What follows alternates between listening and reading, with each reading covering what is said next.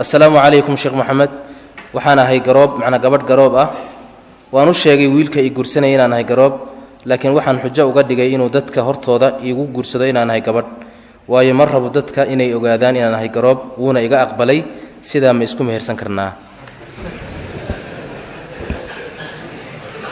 وش المشكلة هذه اللي هو قادر قروب تاعي ما مشكلة وكتير قروب وابا تاعي صوبه مركينات قروب تاعي محاربة وكتير إلا وقال أنتاسي وارين خلطة waxay khalad ku tahay kow horta marka la isguursanayo marxaatiba laga maarmaan guurka marxaatiguna wixii meesha ka dhacay buu marxaati furi doonaa hadii meeshii gabadhii lagu guuriyay inay gabadh tahay inaan oo wali la guursanin xaqiiqaduna ay khilaafsan tahay bari shuhuudu maxay marxaati kici doonaan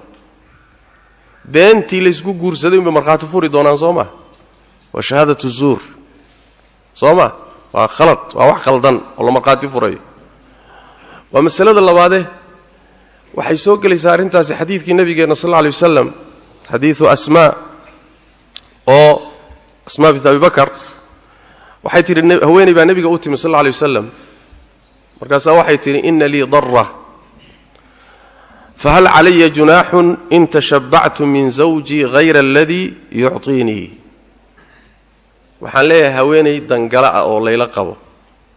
dangaladu waa labada dumarka la isla qabo maxay isu yihiin labada dumarka la isla qabo walaalaha ninba isu keenay Soomaa maxay isu yihiin iyagu Soomaaliga waxa la yiraahdo dangalay isu yihiin waa dangalayaal danba iska gashay meel ba isaga yimaadeen Soomaa marka waxay leedahay haweeney waxaan leeyahay dangala ah oo layla qabo marka ma muujisan karaa ninkaygu wuxuu san isiinin ayaa ma sheegan karaa yaani mara uusan aradba uusan isiinin gogol uusan ii dhigin wuxuusan ii qabanin ma sheegan karaa ma dhihi karaa waxaasuu ii sameeyay waa nooc jimatuurasha macnaha markaasa nabigu wuxuu sallallahu alayhi wasallam almutashabbi'u bima lam yu'ta kalabisi thawbay zur ruuxa iska dharjiya oo isku qurxiya waxaan la siinin waxaan xaqiiqo ahayn sheegta wuxuu la mid yahay nabiga sallallahu alayhi wasallam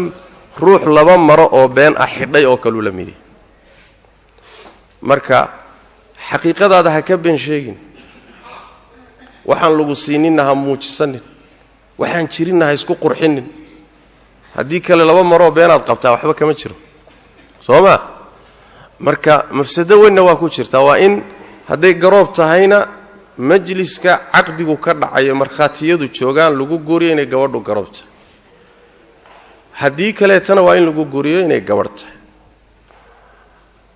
nabigeena sallallahu alayhi wasallam sidoo kale xadiis xasan sidoo ku yimid arooskii Aisha markuu Aisha la aqal galay sallallahu alayhi wasallam ayaa gabadhii aqal geynaysay Aisha markuu isagu sharaabkii cabay oo xaaskiisana uu siiyay oo ay cabtay ba gabadhii aqal geysayna wuxuu yiri adiguna cab kadibna dumarka saaxiibada ay halka jooga iyagana si dumarkii baa sharaabkii loo geeyay markaas waxay yiraahdeen la nashtahi marabnay dheh يعني وما باهنين تقريبا وديركسنه او كلا باهنو ما هيس مركز النبي صلى الله عليه وسلم لا تجمعنا كذبا وجوعا بالنبي صلى الله عليه وسلم يا قاچيه بين هاي اسكو درينا يا واد قاچيسنتين بيننا واد شيغيسنا واحد ليدهين وما باهنين oo وديركسنه marka been iyo gaacha hay isku darina nabi صلى الله عليه وسلم sidaas daraadeed sida laga maarmaanka ruuxa waxa la rabaa madharkiisa iyo mabtankiisu inay isku mid yihiin waxa muuqday dadku ka arkayaan iyo waxa ku qarsoon waa inay iswaafaqaan hadii kale meesha waxa ku jira waxaan saxsanay qaabkaasi marka ma saxsana qaabkaas ma saxsana bari hadii dhacdo ka soo qaadmo faasida ka dhalan karto waxa kamid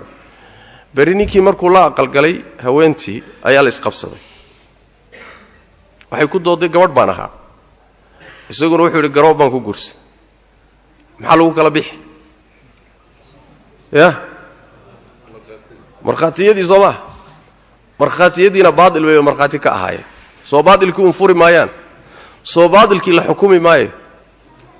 saas daraaddeed arrintaasi ma saxsana wallahu aclam